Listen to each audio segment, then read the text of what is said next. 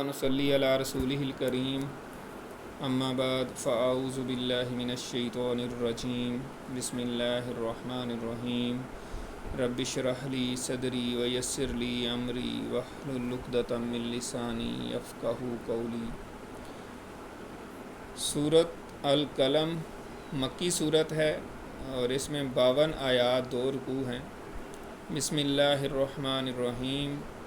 نون والقلم وما یسطرون ما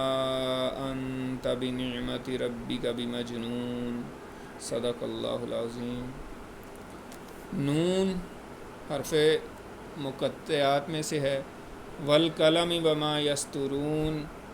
قسم ہے قلم کی اور جو کچھ قلم کے ساتھ لوگ لکھتے ہیں۔ ما انت بنعمت ربک بمجنون، آپ اپنے رب کے فضل سے مجنون نہیں ہیں۔ اس میں قلم کی قسم کھائی گئی ہے اور قلم کی جو اہمیت ہے وہ ہم سب کے سامنے واضح ہے، اور یہاں پہ یہ قسم بھی کھائی گئی ہے اور ساتھ یعنی قلم کے ساتھ جو کچھ اب تک لکھا جا چکا ہے اس کا بھی بتایا گیا ہے کہ قسم ہے قلم کی اور جو کچھ اس کے ساتھ لکھا جا چکا ہے اور جو کچھ لکھا جائے گا، کہ بے شک آپ اپنے رب کے فضل سے مجنون نہیں ہیں۔ تو اس پہ مفسرین نے یہ کہا کہ آپ صلی اللہ علیہ وسلم کے دور تک جو کچھ قلم نے لکھا، اہل قلم نے لکھا اور اہل علم جو لوگ تھے، جو تاریخ لکھی گئی، جو مفسرین اور جو اس سے پہلے جو انبیاء آئے ہیں ان کی جو تاریخ ہے، تو یہ ساری چیزیں اس بات کی گواہ ہیں کہ آپ مجنون نہیں ہیں۔ اور یہ یسترون کا جو لفظ ہے یہ فعل مضارع کا صیغہ ہے، یعنی جو کچھ قلم لکھتے ہیں اور جو کچھ یہ لکھیں گے، یعنی جو علمی خزانہ اس وقت تک موجود ہے اور جو قیامت تک قلم لکھتے رہیں گے، تو یہ مزید یہ بات ثابت کرتے جائیں گے کہ آپ مجنون نہیں ہیں۔ تو آپ صلی اللہ علیہ وسلم کے دور تک جو لکھا جا چکا تھا وہ تو اپنی جگہ ہے، لیکن اس کے بعد اب تک جو لکھا گیا ہے اور اہل علم جو ہیں وہ واقعتاً ہی جو بھی کوئی نیوٹرل کوئی اہل علم ہے وہ اس بات کو بالکل اس بات پہ اس نتیجے پہ پہنچا ہے کہ واقعی آپ مجنون نہیں ہیں۔ اور جیسے کہ آپ سب کو معلوم ہے جو غیر جانبدار قسم کے دنیا میں اسکالر ہوئے ہیں، بے شک وہ غیر مسلم ہی کیوں نہ ہو، جس میں مائیکل ہارٹ کا نام بڑا مشہور ہے، اس نے دی 100 بک لکھی ہے، تو اس میں آپ صلی اللہ علیہ وسلم کو ٹاپ آف دی لسٹ اس نے رکھا ہے اور ثابت کیا ہے کہ آپ صلی اللہ علیہ وسلم جو ہے نا دین اور دنیا دونوں لحاظ سے کامیاب ترین انسان ہیں۔ تو جو دین اور دنیا کے لحاظ سے کامیاب ترین انسان جس کو دنیا مان رہی ہے، تو یہ پھر قلم نے لکھا ہے، اور یہ ثابت ہو گیا کہ جو پہلے لوگ اس طرح کی بات کر رہے تھے مشرکین مکہ آپ کے بارے میں،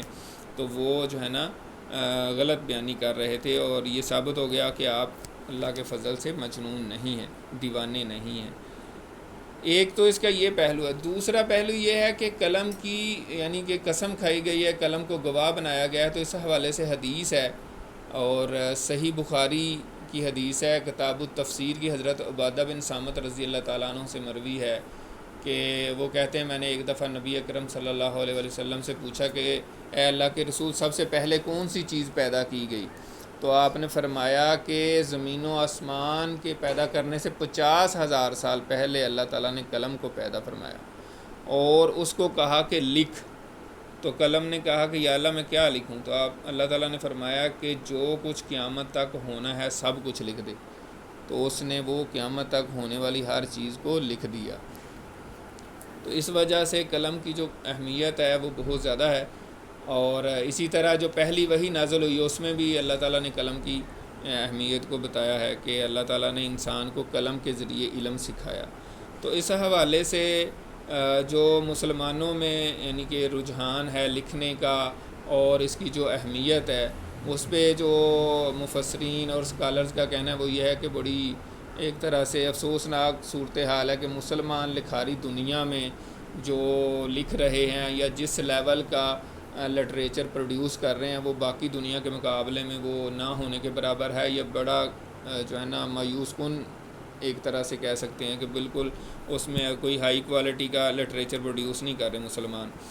تو اس وجہ سے جو بڑے اسکالرز ہیں وہ یہی کہتے ہیں کہ آپ جو اللہ تعالیٰ نے جس کو بھی صلاحیت دی ہو مسلمانوں میں لکھنے کی، کیونکہ لکھی ہوئی چیز جو ہے وہ صدیوں رہتی ہے اور اس کے اثرات رہتے ہیں، اور آپ کوئی بھی چیز لکھ دیتے ہیں تو وہ آپ کو بھی نہیں پتہ کہ وہ کہاں جائے گی اور کس کس کو اس کا فائدہ پہنچے گا. لیکن یہ ہے کہ اس نیت سے لکھی جائے کہ اللہ تعالیٰ کے دین کے لیے اور اللہ کی رضا کے لیے. تو اس کے علاوہ پھر لکھنے سے باقی پرنٹ میڈیا بھی شامل ہو جاتا ہے، پھر آج کا الیکٹرانک میڈیا، پھر سوشل میڈیا اب جیسے آگے، یہ ساری اسی کی تقریباً فیلڈ میں چیزیں آ جاتی ہیں. تو اس کو اس دین کی خدمت کے لیے اور اسلام کی تبلیغ کے لیے ہمیں یوٹیلائز کرنا چاہیے اور بہتر سے بہتر اس سے جو ہے نا نتائج لینے کی کوشش کرنی چاہیے. تو مان تب نعمت ربی کا بھی مجنون، تو یہ ساری چیزیں جو ہیں وہ یہ ثابت کر رہی ہیں پہلے زمانوں کے لکھنے والے بھی اور آج کے بھی کہ آپ اپنے رب کے فضل سے مجنون نہیں ہیں، دیوانے نہیں ہیں. وَإِنَّ لَكَ لَأَجْرًا غَيْرَ مَمْنُونَ، اور بے شک آپ کے لیے بے انتہا اجر ہے، ایسا اجر ہے جو منقطع ہونے والا نہیں ہے، یعنی کنٹینیوسلی آپ کے اکاؤنٹ میں، یعنی آپ صلی اللہ علیہ وسلم کو مسلسل اجر ملتا رہے گا. اس میں دو جو ہے نا تھیوریز ہیں بیسیکلی، یعنی دو باتیں ہیں. ایک تو یہ ہے کہ آپ صلی اللہ علیہ وسلم کو جس طرح وہ دیوانہ کہہ رہے تھے اور بھی جو ایذا پہنچانے والی تکلیف دینے والی باتیں کرتے تھے، تو اس سے یعنی اللہ تعالیٰ فرما رہے ہیں کہ آپ کو بہت بڑا اجر ملے گا. اور یہ اسلام کا اصول ہے بیسیکلی ایک، کہ اسلام کے لیے، دین کے لیے، اللہ کے راستے میں اللہ کے دین کے لیے کام کرتے ہوئے لوگوں کی تکلیف دہ باتیں اور لوگوں کے ایسے رویے جو آپ کو تکلیف دیں، اگر آپ وہ صبر کر کے اللہ کے دین کے لیے کام کرتے ہیں تو اس پہ بھی آپ کو اجر ہے. اور دوسرا جو اصول ہے وہ بھی آپ صلی اللہ علیہ وسلم کے لیے قیامت کے دن تک ہے، وہ یہ ہے کہ جو کوئی بھی خیر کی آپ بات کرتے ہیں یا دوسرے کو خیر کی بات بتاتے ہیں تو اس کا آپ کو بھی اجر ملتا ہے. یعنی آپ کوئی بھی خیر کی بات، نیکی کی بات دوسروں کو بتاتے ہیں، وہ جب عمل کرے گا تو آپ کے اکاؤنٹ میں بھی وہ نیکیاں آئیں گی. جتنے لوگ عمل کرتے جائیں گے وہ آپ کو بھی اس کا ثواب ملے گا. تو آپ صلی اللہ علیہ وسلم نے ہی ہمیں ساری باتیں بتائی ہیں، تو اس لحاظ سے بھی آپ کے لیے جو اجر ہے وہ غیر منقطع، یعنی کنٹینیوس جس کو ہم کہتے ہیں، وہ کنٹینیوس اجر آپ کو ملتا رہے گا. تو اس میں یہ مراد ہے.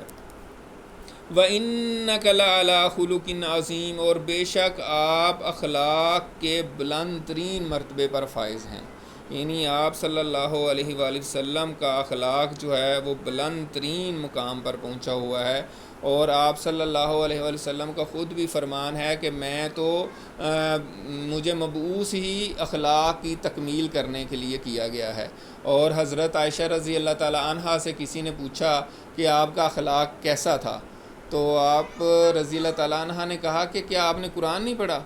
تو انہوں نے کہا جی قرآن تو پڑھا ہے. تو آپ نے فرمایا کہ آپ کا اخلاق قرآن ہی تھا. وَكَانَ خُلُقُهُ القرآن، یعنی آپ صلی اللہ علیہ وسلم کا اخلاق قرآن مجید ہی تھا. تو اس سے کیا مطلب ہے؟ مطلب یہ ہے کہ قرآن مجید نے جو بھی باتیں کہی ہیں آپ صلی اللہ علیہ وآلہ وسلم نے اس پر عمل کر کے دکھایا ہے. جو بھی اللہ تعالیٰ نے حکم دیا تو وہی آپ کا اخلاق تھا. اور اس کو دوسرے انداز سے یوں کہہ سکتے ہیں، جیسے بعض مفسرین کہتے ہیں، وہ کہتے ہیں کہ ایک قرآن صامت ہے اور ایک قرآن ناطق ہے. ایک خاموش قرآن ہے اور ایک بولنے والا قرآن ہے. تو یہ قرآن مجید جو ہے یہ قرآن صامت ہے، یعنی خاموش قرآن ہے، اور آپ صلی اللہ علیہ وسلم کی ذات بولنے والا قرآن، یعنی عملی تفسیر اس قرآن مجید کی. اور آپ صلی اللہ علیہ وسلم کی جو سیرت ہے وہ اس سے واضح ہے، یعنی آپ کی سیرت جو ہے وہ بیسیکلی قرآن مجید کی ایک پریکٹیکل فارم ہے. تو اس وجہ سے ساری جو سیرت النبی ہے وہ آپ کے اعلیٰ اخلاق کی ہی ایک مظہر ہے. اور اس کی تفسیر جو ہے اگر کوئی دیکھنا چاہے آپ کے خلق عظیم کی، تو وہ قرآن مجید کی جو تفسیر ہے وہ ایک طرح سے آپ کی سیرت ہے. فَسَتُبْصِرُ وَيُبْصِرُونَ، پس ان قریب آپ دیکھ لیں گے اور وہ بھی دیکھ لیں گے، بِأَيِّكُمُ الْمَفْتُونَ، کہ کون جو ہے نا وہ دیوانہ ہے. یعنی ان قریب ان کو بھی پتہ چل جائے گا جو مشرکین مکہ ہے کہ دیوانہ کون ہے.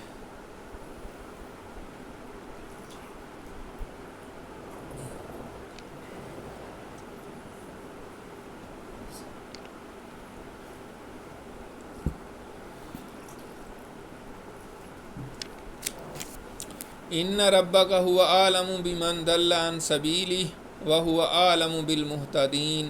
بے شک آپ کا رب زیادہ بہتر جانتا ہے کہ کون اس کے راستے سے بھٹک گیا ہے اور کون جو ہے نا صحیح راستے پر، کون ہدایت یافتہ ہے، کون ہدایت کے راستے پہ چل رہا ہے۔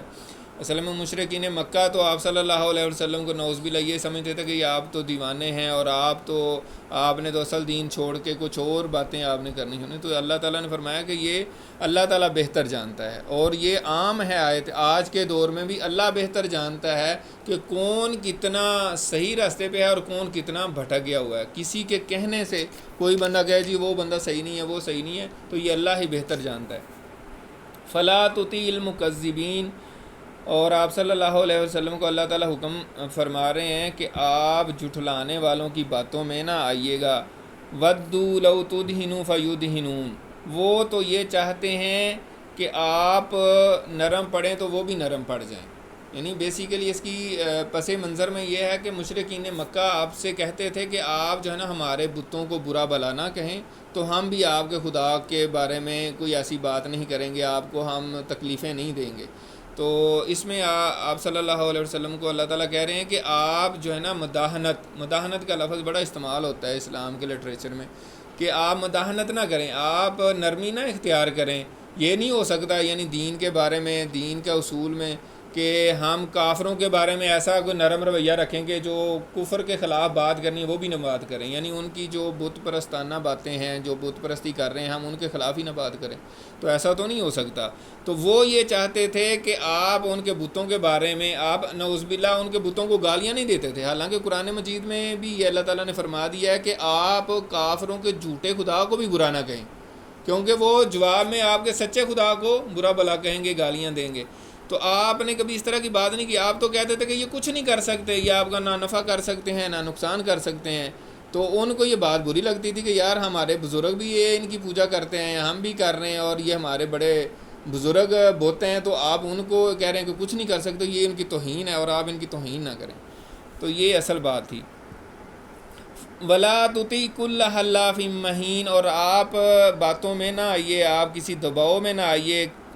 ہر کسی بڑے قسمیں کھانے والے حقیر شخص کی۔ یعنی یہاں پہ کچھ ایسے مشرکین مکہ میں کچھ لوگ تھے جو اس طرح کی خصوصیات کے حامل تھے۔ بعض روایات میں کچھ لوگوں کا نام بھی آیا ہے، لیکن وہ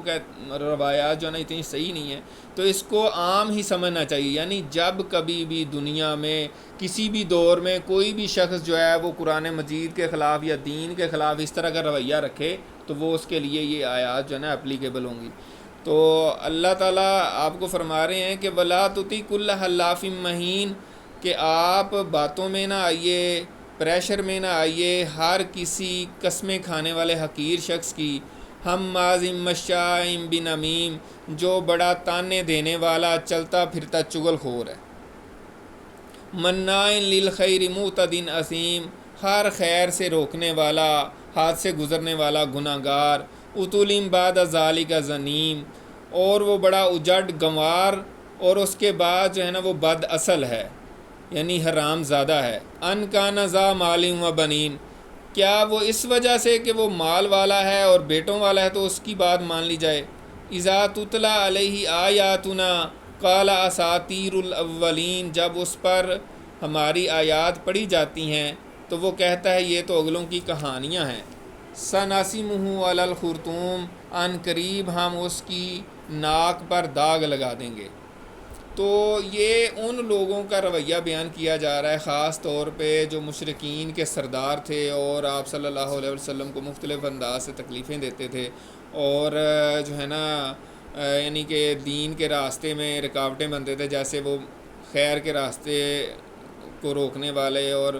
چغلیاں کھانے والی، یعنی ساری صفات ایسی کافروں کی بیان کی گئی ہیں، جو کہ بعد میں بھی آج کے دور میں بھی ایسے لوگ ہو سکتے ہیں جو دین کے راستے میں رکاوٹ بنے، اور اس میں جناب ایسی چیزیں پائی جا سکتی ہیں۔ اِنَّا بَلَوْنَاهُمْ كَمَا بَلَوْنَا أَصْحَابَ الْجَنَّةِ، ہم نے ان مشرکین مکہ کو آزمایا جیسا کہ ہم نے باغ والوں کو آزمایا تھا۔ اب یہ باغ کا ایک قصہ جو ہے وہ یمن کے جو ہے نا قریب ایک علاقہ تھا صنعا شہر کے پاس،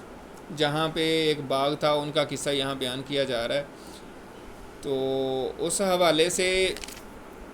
قصہ یہ ہے کہ ایک شخص تھا، تو اس کا باغ تھا، اور وہ باغ کی پیداوار جو ہے نا وہ 3 حصے کر لیتا تھا۔ اس میں ایک حصہ غریبوں مسکینوں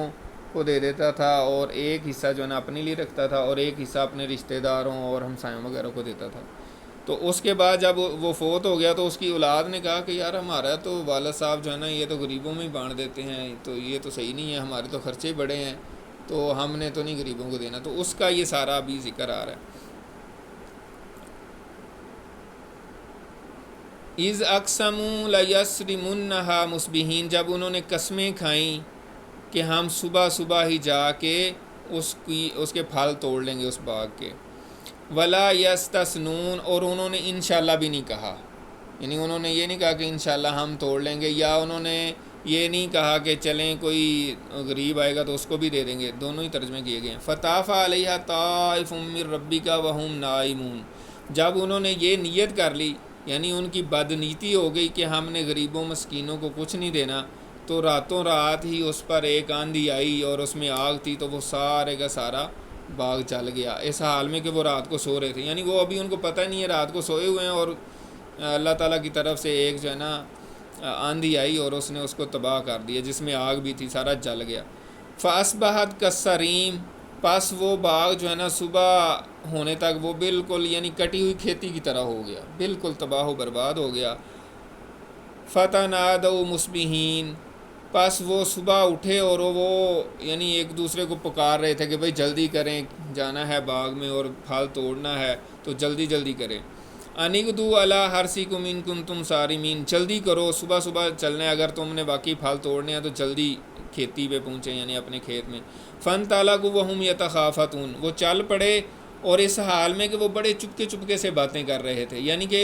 خاموشی خاموشی سے، یار کسی غریب کو پتہ نہ چل جائے کہ لوگ پھر ادھر آ جائیں گے مسکین، تو پھر مانگیں گے، پھر ہمیں تنگ کریں گے، تو یہ بہتر اسٹریٹجی یہی ہے کہ آپ ان کے آنے سے پہلے پہلے سارا جو ہے نا سمیٹ سموٹ کے تو گھر لے آئیں۔ اللہ یدخلنھا الیوم علیکم مسکین، وہ یہ باتیں کر رہے تھے کہ آج تمہارے پاس کوئی مسکین نہ آنے پائے۔ وغدوا علی حرد قادرین، اور انہوں نے صبح جلدی کی یہ سوچتے ہوئے کہ وہ اس بات پر قادر ہیں، یا یہ انہوں نے سوچا کہ کوئی غریب مسکین آنے سے پہلے ہی ہم جو ہے نا سارا پھل سمیٹ لیں گے۔ فلما رأوہا قالوا انا لضالون، پس جب انہوں نے اس باغ کو دیکھا، یعنی جب وہ باغ کے پاس پہنچے اور انہوں نے اس باغ کو دیکھا، تو انہوں نے کہا کہ ہم تو راستہ ہی بھول گئے ہیں، کیونکہ صبح صبح منہ اندھیرے جس کو کہتے ہیں وہ پہنچے اور دیکھا تو وہاں تو کوئی چیز ہی نہیں ہے، ہر چیز ہی تباہ و برباد ہو گئی، تو انہوں نے کہا لگتا ہے راستہ بھول گئے ہم نا، یہ تو ہمارا باغ نہیں ہے۔ بل نحن محرومون، پھر جب تھوڑی دیر بعد انہوں نے غور و غوض کیا، تھوڑا سا سوچا، انہوں نے کہا یار راستہ بھی ٹھیک ہے، یہ جگہ بھی وہی ہے، تو پھر کہنے لگے کہ اوہو ہم تو لٹ گئے، ہم تو تباہ و برباد ہو گئے، ہم محروم رہ گئے، یعنی ان کو سمجھ آ گئی کہ یہ ہمارا ہی باغ ہے اور یہ تو تباہ و برباد ہو گیا، اس میں تو کوئی چیز ہی نہیں بچی۔ قال اوسطهم الم اقل لکم لولا تسبحون، ان میں جو سمجھدار شخص تھا یا جو درمیانہ تھا، اس نے کہا کہ میں نے تمہیں کہا نہیں تھا کہ اللہ کی تسبیح کرو۔ قالوا سبحان ربنا انا كنا ظالمین، انہوں نے کہا کہ پاک ہے ہمارا رب، بے شک ہم ہی ظالم لوگوں میں سے تھے۔ تو بعض روایات میں آتا ہے کہ وہ 3 بھائی تھے بیسیکلی، تو تینوں جو ہے نا یہ سارا پھل اکٹھا کرنے جا رہے تھے، کاٹنے جا رہے تھے، تو جو ان کے درمیان والا تھا اس نے ان کو پہلے بھی کہا کہ آپ اللہ کی تسبیح بیان کریں، بعض مفسرین نے کہا کہ یہاں مراد ہے کہ انشاءاللہ کہیں، تو انہوں نے اس کی بات بھی نہیں مانی اور اس نے ان کو منع کیا، لیکن پھر ظاہر ہے ان کے ساتھ ہی وہ بھی شامل ہو گیا اور اس کا حصہ بن گیا۔ تو جب یہ تباہ ہو گیا تو اس نے پھر دوبارہ ان کو کہا کہ میں نے تو تمہیں کہا تھا کہ تسبیح کرو، انشاءاللہ کہو، اس طرح نہ کہو کہ بالکل ہم کر لیں گے، یہ کر لیں گے، وہ کر لیں گے، لیکن آپ لوگوں نے میری بات نہیں مانی۔ تو پھر اب سارے جو ہے نا مل کے کہنے لگے کہ نہیں ہماری ہی غلطی ہے، اللہ کی پاکی یعنی اللہ کی پاکی بیان کرنے لگے اور اپنی غلطی تسلیم کر لی، اور انہوں نے کہا کہ ہم ہی ظالم تھے۔ فاقبل بعضهم علی بعض یتلاومون، پھر ایک دوسرے کی طرف، یعنی اس نے کہا کہ نہیں تم نے کہا تھا کہ اس طرح کرنا ہے، دوسرا کہہ رہا تھا تم نے کہا تھا، ایک دوسرے کو ملامت کرنے لگے۔ قالوا یا ویلنا انا کنا طاغین، پھر انہوں نے تسلیم کیا کہ بے شک ہائے خرابی ہماری، ہم ہی سرکش تھے، یعنی ہم نے ہی غلط کیا اور ہم نے ہی اپنی نیت کو بدل کے اپنی تباہی کا سامان کیا ہے۔ عسیٰ ربنا ان یبدلنا خیرا منہا انا الی ربنا راغبون، امید ہے کہ ہمارا رب ہم کو اس سے اچھا باغ بدل کر دے دے گا، ہم اس کی طرف رغبت کرتے ہیں، اس کی طرف رجوع لاتے ہیں۔ یعنی انہوں نے ایک طرح سے توبہ کر لی پھر کہ ہم سے غلطی ہو گئی ہے اور اللہ تعالیٰ سے ہم دعا کرتے ہیں، امید ہے کہ اللہ تعالیٰ ہمیں اس سے بہتر باغ دے دے گا۔ کذالک العذاب، اس طرح ہوتا ہے عذاب، ولا عذاب الآخرۃ اکبر، اور آخرت کا عذاب تو اس سے بھی بڑا ہوگا، لو کانوا یعلمون، کاش کے لوگ جانتے ہوتے۔ تو یہ جو باغ کا قصہ ہے یہ بڑا اہم ہے کہ پھر بھی دیکھیں انہوں نے ایک غلطی کی، بعد میں انہوں نے غلطی اپنی تسلیم بھی کر لی۔ تو آج کے دور میں ہم انسان جو ہیں، آج کے دور میں جو ہمارا معاملہ ہے وہ یہ ہے کہ ایک تو یہ ہے کہ ہم اگر اس طرح کی چیز کریں، ہم بھی اس طرح کی باتیں کرتے ہیں کہ یار کوئی مسکین غریب نہ آئے اور یہ تو ویسے ہی مانگتے رہتے ہیں اور اس طرح ہے، تو اللہ تعالیٰ سے ڈرنا چاہیے۔ اس میں تو یہی سبق ہے کہ بہت زیادہ اس معاملے میں سینسٹیو ہونا چاہیے، یہ نہیں سوچنا چاہیے کہ یار یہ تو مانگتے ہیں، یہ پیچھے پڑ جاتے ہیں تو کہیں اللہ تعالیٰ تباہ و برباد ہی نہ کر دے کسی معاملے کو۔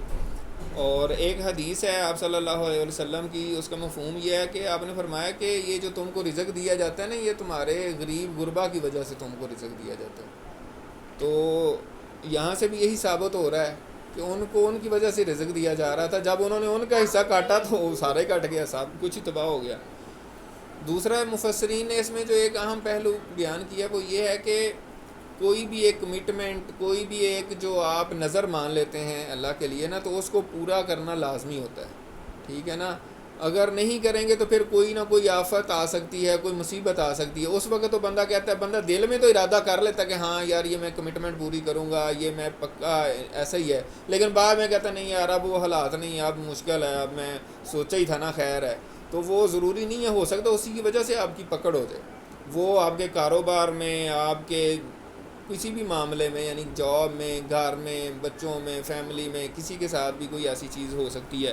کہ جو ہے نا وہ پکڑ ہو سکتی ہے، جو آپ ایک کمٹمنٹ کی اور اس سے پھر آپ بدل جائیں۔ تو اصل میں انہوں نے بھی ان کے اپنے والد سے ہٹ کے انہوں نے بالکل یکدم ساری چیزیں چینج کر دیں اور کہا جی ہمارا والد تو نعوذ باللہ، یعنی اس طرح کے مفسرین نے الفاظ لکھے ہیں، وہ تو بیوقوف تھا، سارا مال غریبوں میں بانٹ دیتا تھا، ہمارے تو خرچے اتنے ہیں، اب کیسے پورے کریں، ہم تو کسی غریب کو نہیں آنے دیں گے، مسکین کو بس صبح صبح جا کے کاٹ لیتے ہیں۔ تو ان کے ساتھ پھر یہ ہوا۔ تو اس میں یہی سبق ہے کہ غریبوں مسکینوں کا جو حصہ ہے اس میں کوشش کرنی چاہیے کہ ہم ان کو بالکل اگنور نہ کریں۔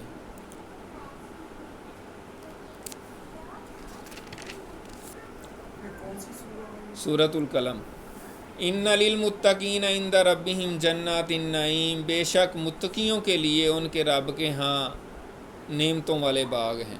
یعنی اب جو اللہ تعالیٰ کے نیک لوگ ہیں، جو اللہ سے ڈرنے والے ہیں، جو تقوی اختیار کرنے والے ہیں، یہ تو دنیا کا باغ تھا ایک، وہ تباہ ہو گیا، لیکن جو اللہ تعالیٰ کے نیک لوگ ہیں ان کے لیے اللہ تعالیٰ کے ہاں جو ہیں وہ یعنی آخرت میں بہت باغات ہوں گے نعمتوں والے۔ افنجعل المسلمین کالمجرمین، اب اللہ تعالیٰ جو کفار مکہ تھے ان کو خطاب کر کے کہہ رہے ہیں، اور خاص طور پہ جو امیر لوگ ہوتے ہیں، وہ مشرکین مکہ کہا کرتے تھے کہ اللہ تعالیٰ نے اگر ہمیں ابھی یہاں پہ اتنی نعمتیں دی ہیں تو ہم پہلے نمبر پہ تو قیامت کو مانتے نہیں ہیں،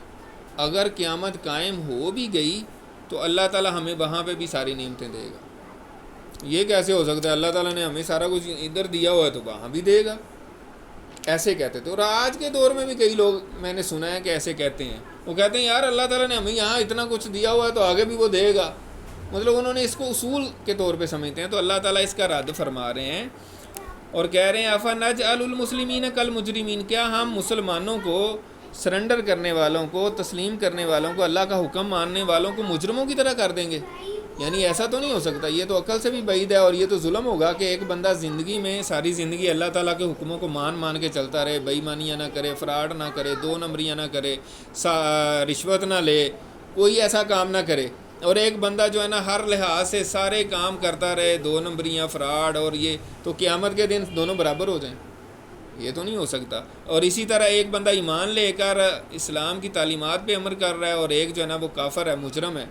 تو یہ دونوں برابر تو نہیں ہو سکتے۔ تو یہ ان کو کہا جا رہا ہے ما لکم کیف تحکمون، کیا ہو گیا تم کو، تم کیسا حکم لگاتے ہو، کیسی باتیں کر رہے ہو۔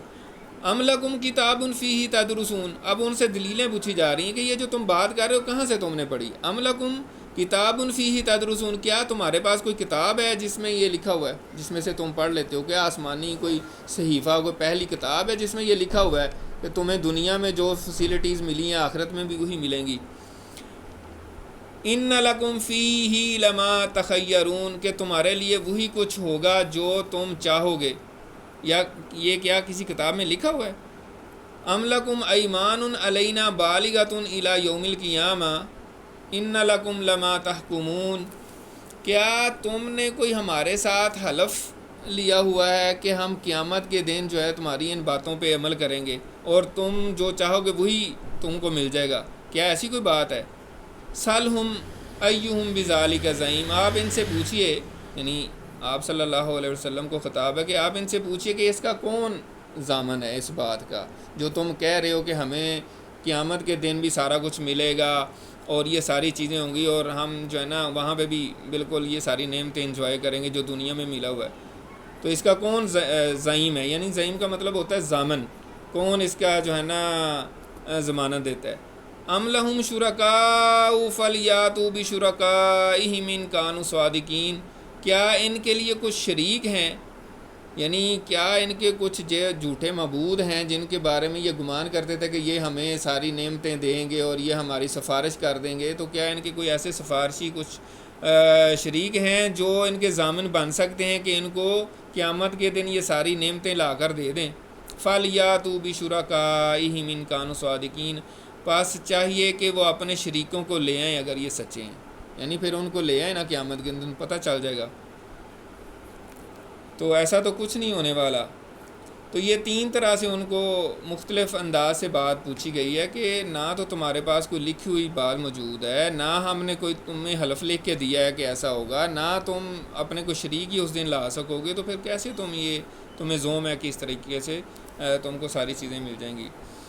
یوم یکشف عن ساق ویدعون الی السجود فلا یستطیعون، اب یہ قیامت کا ایک اور منظر پیش کیا جا رہا ہے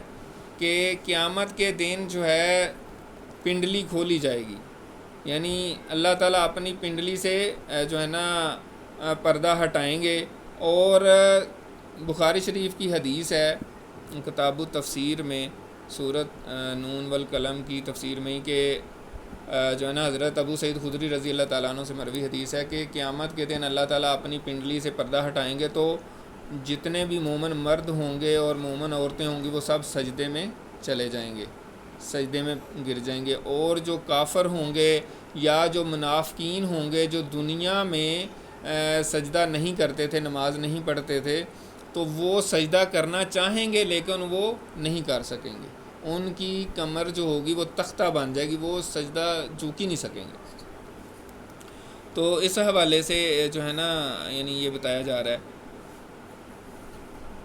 یوم یکشف عن ساق ویدعون الی السجود فلا یستطیعون خاشیۃ ابصارہم ترہقہم ذلہ، ان کی نگاہیں نیچی ہوں گی اور ان پر ذلت پڑ رہی ہوگی، وقد کانوا یدعون الی السجود وہم سالمون، اس سے پہلے وہ دنیا میں بلایا جاتا تھا ان کو، جیسے اذان ہوتی ہے تو ان کو بلایا جاتا تھا کہ آؤ سجدے کے لیے، یعنی آؤ عبادت کے لیے، اس حال میں کہ وہ بالکل سالم تھے، صحیح سالم تھے، صحت مند تھے، لیکن وہ آتے ہی نہیں تھے۔ تو اس وقت جب سجدہ کرنے کی ان کو استطاعت تھی تو وہ کرتے نہیں تھے۔ فَذَرْنِي وَمَن يُكَذِّبُ بِهَذَا الْحَدِيثِ سَنَسْتَدْرِجُهُم مِّنْ حَيْثُ لَا يَعْلَمُونَ، تو اللہ تعالیٰ کہہ رہے ہیں کہ آپ جو قرآن مجید کو جھٹلا رہے ہیں، جو اس پیغام کو جھٹلا رہے ہیں، آپ وہ مجھ پہ چھوڑ دیں، ان کو میں خود ہی نمٹ لوں گا۔ سنستدرجہم من حیث لا یعلمون، ان قریب ہم ان کو آہستہ آہستہ اس طریقے سے پکڑیں گے، ان کو ایسا ان کے اوپر عذاب لائیں گے کہ ان کو بالکل خبر بھی نہیں ہوگی۔ یعنی آہستہ آہستہ، استدراج کہتے ہیں یعنی گریجول اپروچ کے ساتھ، بتدریج جو ہم لفظ استعمال کرتے ہیں اردو میں، کہ ہم آہستہ آہستہ ان لوگوں کو پکڑیں گے جو کفار ہیں۔ یعنی اللہ تعالیٰ کی جو ایک حکمت ہے نا، کہ اللہ تعالیٰ تھوڑا مہلت دیتا ہے کافروں کی اور ظالموں کی رسی اللہ تعالیٰ دراز کرتا ہے کہ دیکھوں پھر بھی شاید آ جائیں، لیکن پھر جب پکڑنے پہ آتا ہے تو پھر اچانک ان کو پکڑ لیتا ہے۔ تو وہی بات یہاں کہی جا رہی ہے، وَأُمْلِي لَهُمْ إِنَّ كَيْدِي مَتِينٌ، میں ان کو مہلت دے رہا ہوں، بے شک میری جو تدبیر ہے وہ بڑی مضبوط ہے۔ ام تسألهم اجرا فهم من مغرم مثقلون، اب پھر آپ سے خطاب ہے آپ صلی اللہ علیہ وسلم سے کہ یہ جو مخالفت کر رہے ہیں قرآن کی، اسلام کی، تو کیا آپ ان سے کچھ اجر مانگتے ہیں؟ کیا آپ نے کوئی فیس رکھی ہوئی ہے ان کی، جو قرآن کی آپ تعلیم دیتے ہیں لوگوں کو، تو جس پہ ان کو اعتراض ہے، تو کیا آپ ان سے کچھ اجر مانگتے ہیں جس کے بوجھ تلے یہ دبے جا رہے ہیں کہ ان کو ہو کہ یار کوئی توان، کوئی چٹی پڑ گئی ہے کہ ہمیں کوئی پیسے دینے پڑ رہے ہیں، ان کو کیا مسئلہ ہے؟ ام عندہم الغیب فہم یکتبون، کیا ان کے پاس کچھ غیب کی خبریں ہیں جن کو وہ لکھ لیتے ہیں؟ یعنی ان کے پاس کچھ غیب ہے کہ اللہ تعالیٰ قیامت کے دن جو ہے نا وہ ان کے ساتھ ایسا معاملہ نہیں کرے گا، اور یہ دنیا میں بھی عیاشیاں کرتے رہیں گے اور آخرت میں بھی یہ جو ہے نا بے حساب جو ہے نا وہ بخش دیے جائیں گے، ان کو پوچھا نہیں جائے گا۔ فاصبر لحکم ربی کا ولا تکن کصاحب الحوت، پس آپ صبر کیجئے اپنے رب کے حکم کے لیے اور آپ مچھلی والے جیسے نہ ہو جائیے۔ اذ نادا وہو مکظوم، جب انہوں نے پکارا اس حال میں کہ وہ بڑے غم زدہ تھے۔ تو یہاں سے حضرت یونس علیہ السلام کا واقعہ ہے، تو اس حوالے سے آپ صلی اللہ علیہ وسلم کو اللہ تعالیٰ کہہ رہے ہیں کہ آپ اللہ کے حکم کا انتظار کیجئے، صبر کیجئے اور ان کی طرح نہ ہونا۔ ان کا کیا معاملہ ہوا تھا کہ حضرت یونس علیہ السلام اللہ کی وحی آنے سے پہلے ہی اپنی قوم سے غصہ ہو کے، کیونکہ وہ اسلام قبول نہیں کر رہے تھے تو وہ ناراض ہو کے چلے گئے، ابھی اللہ کا حکم نہیں آیا تھا، تو اس وجہ سے اللہ تعالیٰ یہاں کہہ رہے ہیں۔ اور بعد میں پھر جو ہوا وہ مچھلی کے پیٹ میں چلے گئے اور وہاں پہ پھر انہوں نے اللہ تعالیٰ کو پکارا اور بہت غمزدہ تھے۔ لولا ان تدارکہ نعمت من ربہ لنبذ بالعراء وہو مذموم، اگر ان کو ان کے رب کی رحمت اپنی حفاظت میں نہ لے لیتی تو وہ ایک چٹیل میدان میں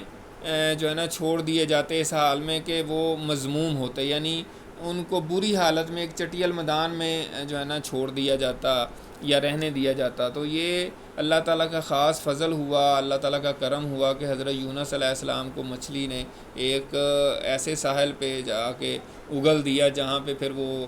بیل جو ہے نا اگ گئی اور کھانے پینے کی چیزیں جو ہے نا ان کو میسر آ گئیں، جس سے وہ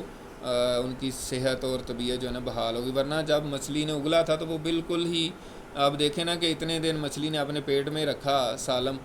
تو وہ بالکل نحیف اور کمزور ہو چکے تھے، لیکن یہ اللہ تعالیٰ کا فضل ہوا، اللہ تعالیٰ نے ان کی جو دعا تھی جو انہوں نے پڑھی اور اللہ تعالیٰ سے جو ہے نا استغفار کیا، لا الہ الا انت سبحانک انی کنت من الظالمین، یہ پڑھتے رہے، تو اس کی ہی وجہ سے اللہ تعالیٰ نے پھر ان پر رحم فرمایا۔ فاجتباہ ربہ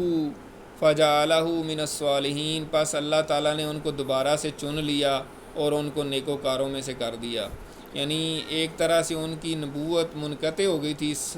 جو انہوں نے عمل کیا تھا، یعنی چھوڑ کے چلے گئے تھے اللہ کی وحی سے، پھر اللہ تعالیٰ نے دوبارہ ان کو نبوت دی اور پھر دوبارہ ان کو نیکوکاروں میں شامل کر کے ان کی قوم کی طرف بھیج دیا۔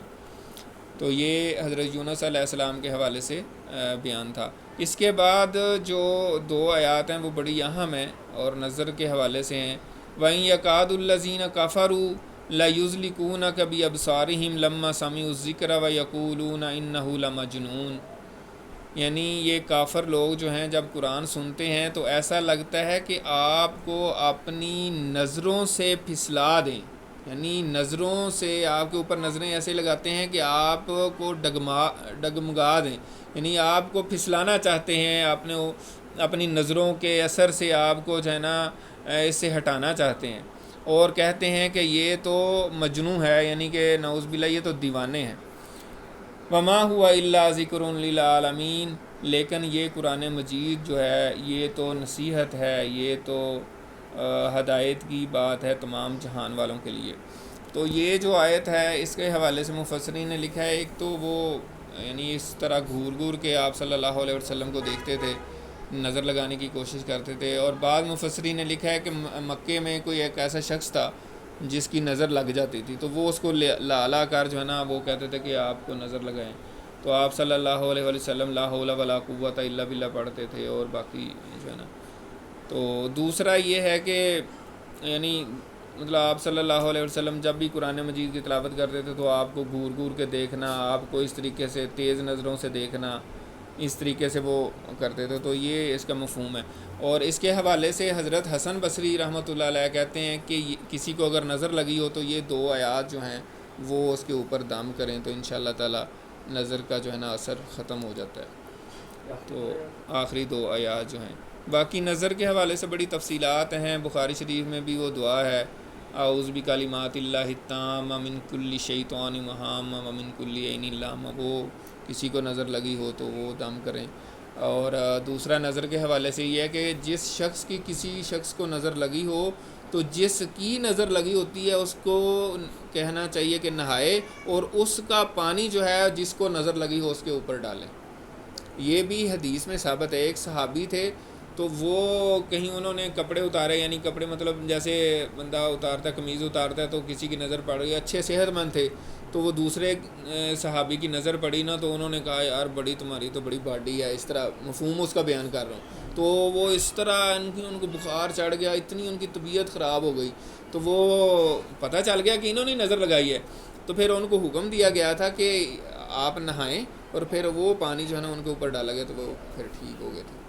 تو اللہ تعالیٰ سے دعا ہے کہ اللہ تعالیٰ، ہاں مختلف دعائیں ہیں اس کے حوالے سے،